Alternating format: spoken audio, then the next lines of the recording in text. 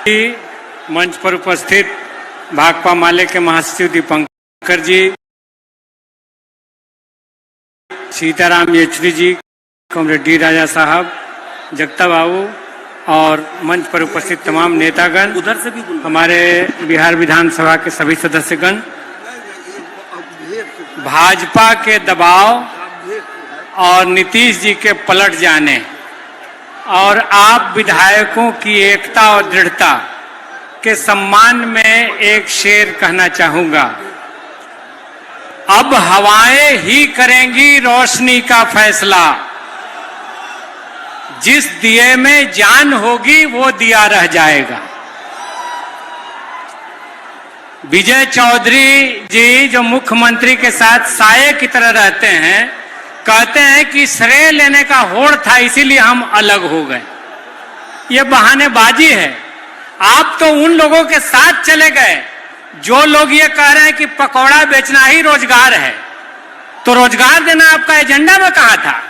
आप तो टेम्पू चलाने को रोजगार मान रहे थे। आपकी सोच तो यह है कि सारे सरकारी क्षेत्रों को खत्म करके प्राइवेट कर दिया जाए और ऐसी नौकरियां हो जिसमें आरक्षण की कोई व्यवस्था नहीं हो।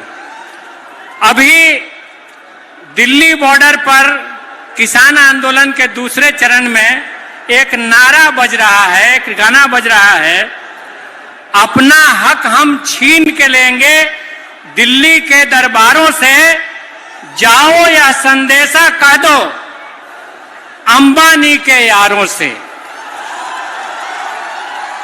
तो मोदी राज में खेती अंबानी अडानी को दे देना है, रेलवे को अंबानी अडानी को दे देना है, रोजगार को दे देना है, सब कुछ को छीन के दे देना है। तो किसान क्या खाएंगे, कैसे रहेंगे? हमने तो एमएसपी का मांग किया था और इसीलिए अब हम कह रहे हैं कि अब मांगने का समय खत्म। अब तो जो मजदूर किसान नौजवान की बात करेगा वही दिल्ली पर राज करेगा। इसीलिए अब इनको सत्ता से बाहर करने का समय आ गया है और अपना अभियान छेड़ने का समय आ गया है। देश में हम संविधान की भी रक्षा करेंगे।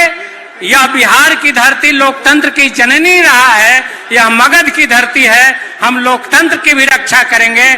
और इस ऐतिहासिक गांधी मैदान से जो बात निकलती है वह हिंदुस्तान के कोने कोने में फैलती है।